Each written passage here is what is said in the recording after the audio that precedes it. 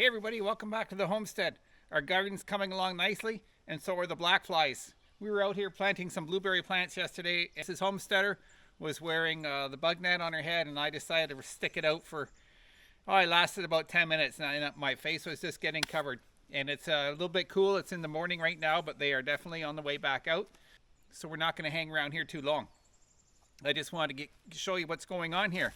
Got the chipper over here, and we sprayed some more chips in here. We definitely need some more chips in here yet though. And we planted 7 blueberry plants here. Those 3 we had last year, and then we got these other ones here that are 4 years old. And as you can see on them, they have lots of flowers. So I think we'll be seeing some blueberries this year. That would be really nice. Over here we have all our, where the flags are, we have all the high bush cranberries. And here we have a red currant, and oh, that's a red currant, and this is a black currant here. So you can see up here we got a bit of room going on. And what we're going to do here is go find something to put right here. So come along. Not you. All right, folks, we're in the shop. And I may have mentioned before in the videos, but we're going with the raised garden beds.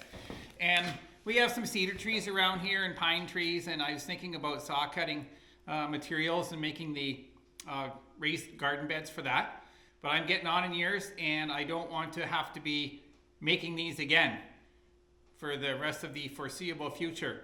So I would, hopefully these will last about 20 years. They seem to be well made. They're protected with a good epoxy coat on the outside, and they got great reviews, and they're easy to put together. So this particular one that we bought is called Grow Box, and this is what's available in Canada. In the States, I've seen other ones, and I'll put the names right here. Hopefully you can see that there. I think if you were to go out and buy pressure treated wood and create one of the raised bed garden boxes yourself, you'd be spending as much money as you would on something like this. And the other thing is, you shouldn't be using pressure treated wood because those materials will leach in. And another thing you don't want to use is railway ties, because they got a lot of nasty stuff in them that will leach into your garden, and then obviously that goes into your food. So we'll get this opened up and have a look and see what's inside. Hey folks, this would be a really good time to hit that like button. I'd really appreciate it. And if you could subscribe, that would be even better. You can also click the bell and be notified when I produce new content. That would be great. Thanks for watching.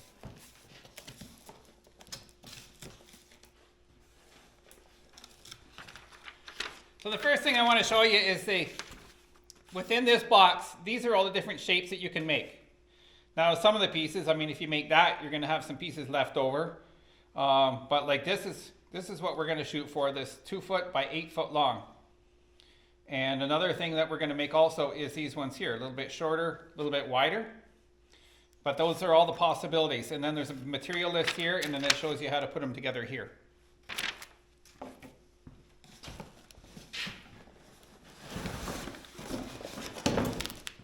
These are the rounded pieces. You can see what a nice protective coat they have on them.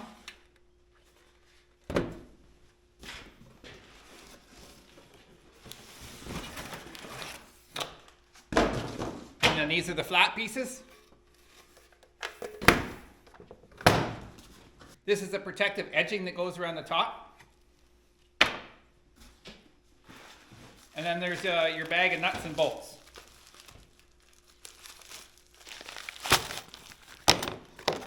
And within that bag comes this wrench. You can use it if you want. I prefer to use something like this with a 10 mil socket on it. I'll show you more about that in a minute.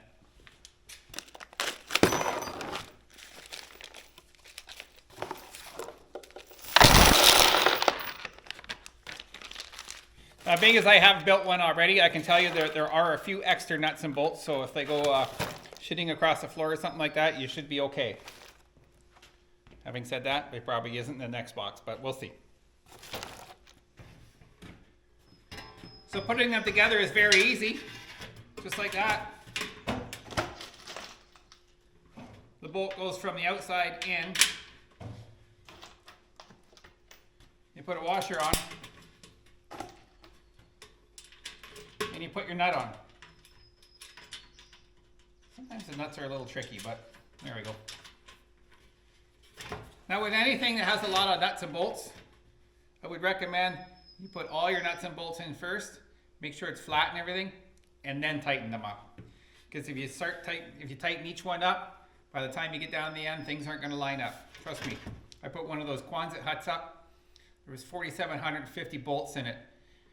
And we started tightening a few things up, and it didn't take long to figure out that you don't tighten things up. You go back, loosen it up, get them all in, and then you can go back and tighten them. Make sure you have a nice flat surface, at least as long as you're going to build the garden box.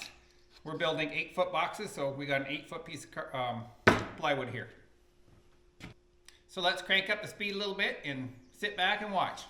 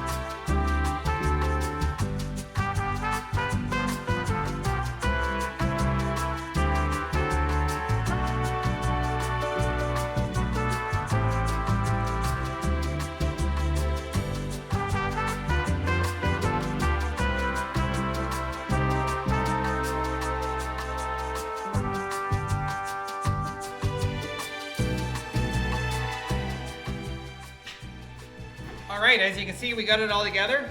And like I said before, they do provide a little tool on there where you can go around like this and put it on and crank it up. But why not use some Milwaukee power for that? Works a lot faster. You can blow this off quick. Now initially I was using, it's a Phillips screwdriver across on the outside here, and I was using a screwdriver to hold it, but I found you just put your thumb against it and it digs in. You don't need anything. So let's do that.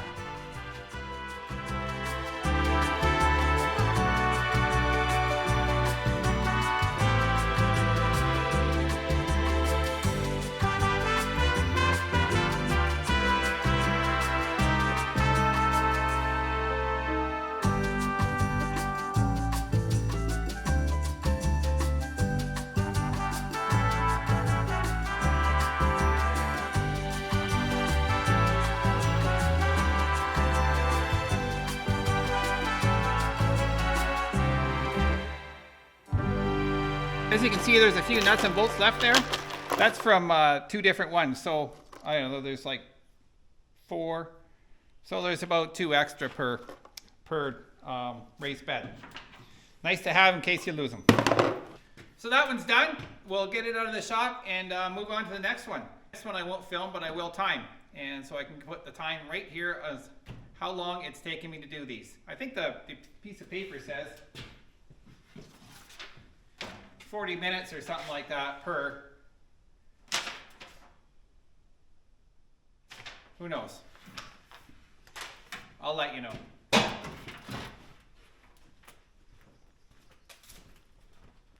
Well, I thought I'd just come back and tell you. It took 38 minutes, and I was a little surprised by that. Sometimes the nuts are a little hard to put on. And the other thing that probably took me 10 to 12 minutes was just putting this edge protector on the top here. And at first I didn't really think of much of that, but it is pretty tough. And there's actually metal in it to help protect that edge. So that would certainly help it last longer too. So that's another one done. Another bug fly done. Well, I just did another one. Just wanted to see if I could get my speed down. This one took me 30 minutes right on. But working with this part here is the edger. It was still 12 minutes, so it takes a lot of time to put that on. And it's sometimes going over the seams, it's quite tough. You just got to work it slow and don't stretch it or anything like that, because the wires are in it and just be fighting yourself. So that's it. So we got 4 done. We'll get we'll wait till tomorrow and we'll get them out in the garden.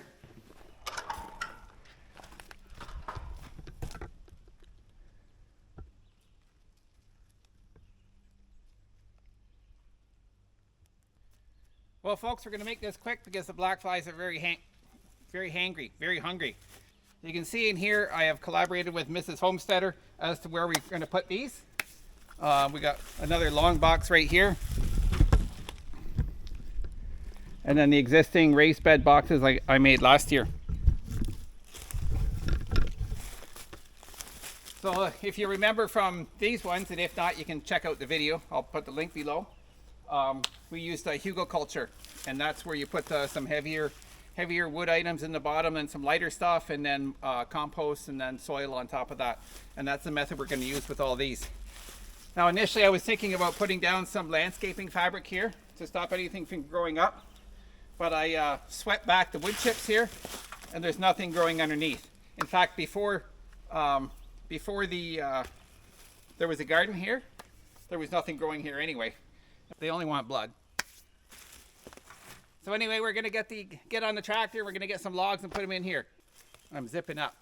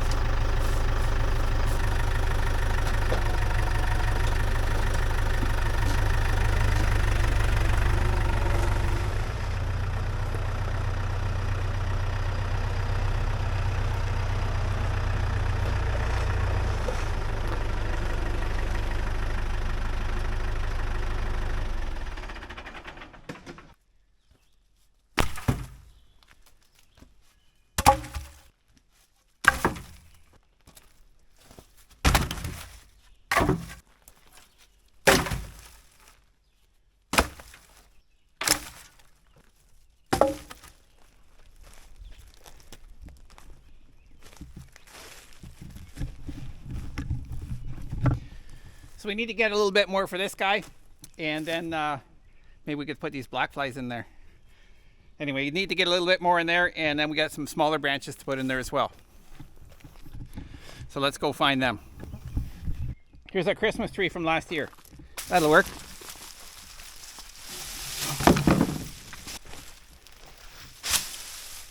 We'll have to get the chainsaw to trim that up a little bit. If you remember from the video when I made these guys here, they both have Christmas tree in them as well. It's the gift that keeps on giving. So when we were doing a little bit of clearing up where the sawmill is, we had to drop a bunch of trees. You see the sawmills over there. And I got to get this cleaned up because eventually I'd like to put the sawmill right here.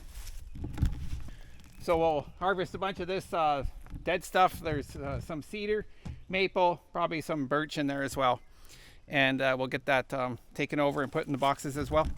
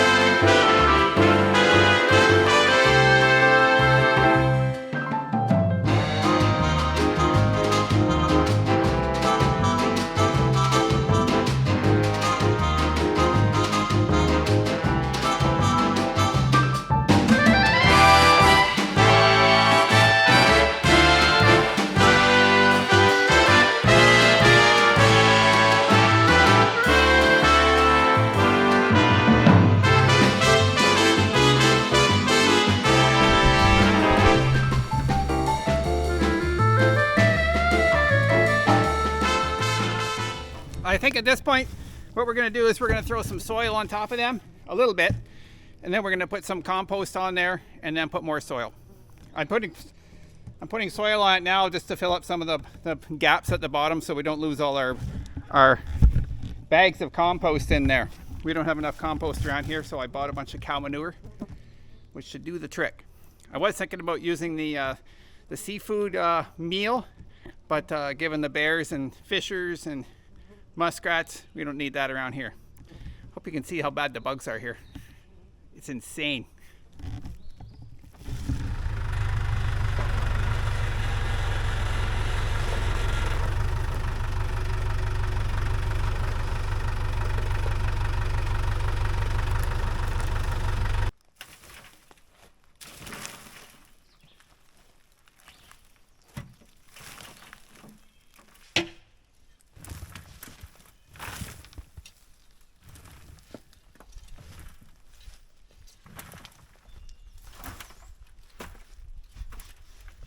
So I think while we got the tractor here, we're going to need that dirt anyway, so we're going to throw our compost in here, and then we'll just keep filling it up with dirt.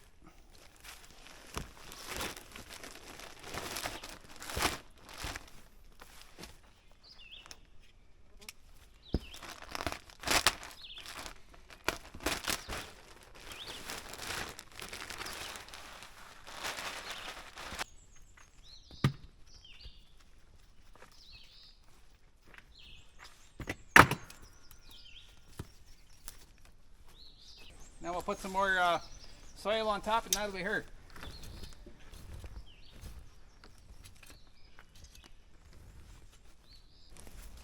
Well, I think that's pretty good. Because with this method of hugelkulture, every year it sinks down a little bit. So you always got to add stuff. But our other gardens here, the other raised bed gardens, we built them up in the fall time to let everything settle over the winter, and now they might be able to use a little bit of dirt, but they're basically flat now. So this is what we're going to go with. I got 2 more to do in here, and then where we're going to do it in the other garden, it's a little bit different story. There we go. All 3 of them are done. Let's go over to the other garden and get started there. It's a little different situation. All right, folks, another day and we're back in the garden. This is the area where we're going to put the next 4 garden boxes right here. 1, 2, 3, and 4. Now you can see there's a lot of plant growth down here, and if you just cover those up with dirt, they'll just blast right up through the box and come out on top of your dirt. You don't want that. So what we're going to do is we're going to put landscaping fabric here, and that'll help stop anything from growing up through. So before we lay the landscaping fabric down here, we want to make sure there's no sharp edges or anything like that, because it only takes like one little poke mark, one little poke hole through that, and the weeds they'll fly right up through it. So I'm going to get a rake and we'll make sure this is all nice and smooth first. So we'll leave a couple feet in between each one, and each box is 2 feet wide. So we got 4 boxes, that's 8 feet, and 3 2s is 6, that's 14 feet. So we need about 15 feet.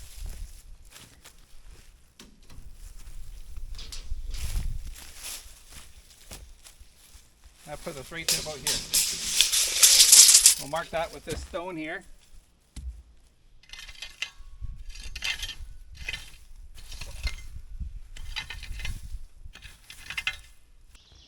Alright, I smoothed this out, and then I took some of the bigger lumps of grass out just because I didn't want the bumps. So it's pretty smooth now. So we'll get the landscaping fabric and spread it out.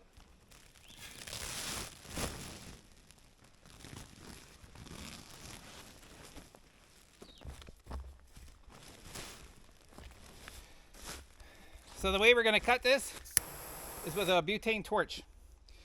And the advantage to doing it with a butane torch is it seals the end, because this is a plastic fiber. If you do it with scissors, then you just have that loose end and it can go rough on you. So I'll get you a little closer here and you can see how I'm doing it. So this is where we're going to, our cut mark here. You just like that. See how it's sealing that up then?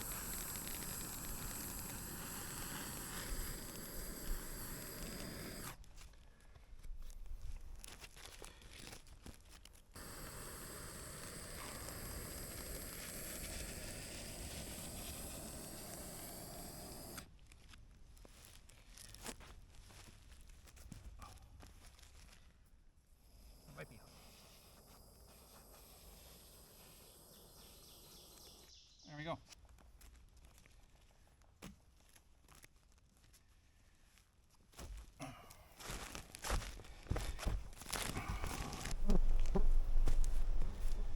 That'll be good.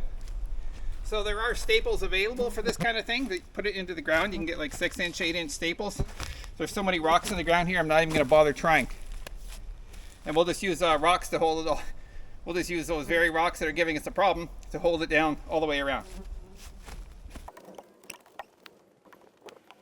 All right, we got all this laid out. And now we're going to put our boxes on here and space them out.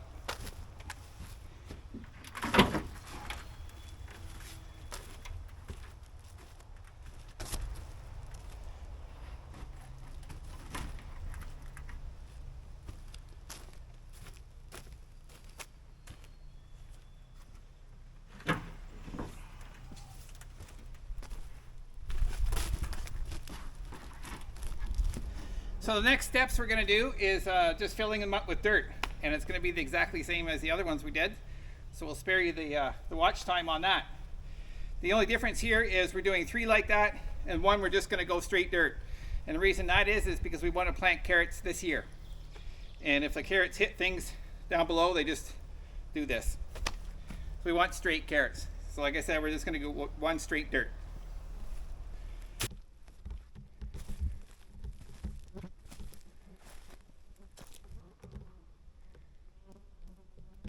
Well, it's been a few days. It's been hot and rainy and buggy, and I just haven't been into filming a whole lot. But like I said before, you know how we put these together. The only difference was this one here that was just for carrots, so we just did dirt all the way through. Get our cucumbers in here. They're lemon cucumber. And then we have yellow pole beans here and here, and I got to get another climber up for that too. But everything else in here is looking healthy. It's been raining a lot, like a lot. Thunderstorms. This was the apple tree that we planted this year. Already got some nice blossoms on it, which is good. And here's the other one. Looking good as well. So you can see we started mulching here, and we're gonna mulch the whole area. It just helps keep the weeds down. And we got lots of stuff around here to mulch up with the wood chipper. So that's a good way to put it to use. You can see all the grasses and stuff, they just start coming up. This area was turned up 3 years ago when they put the septic system in. But she's definitely coming back to life now with weeds and stuff. So up here at the #1 garden, we call it, because this was the first garden in. Our tomatoes are doing well now. And then these are peas, double row of peas, radishes, lettuce. You can actually see a few radishes poking up there. And then that's all onions there. And we got some tomatoes that are going to go back here, some tomatillos. And we have basil here and here. And then over here we have cardinal creepers. They climb up 10 feet. They're supposed to have beautiful red flowers on them.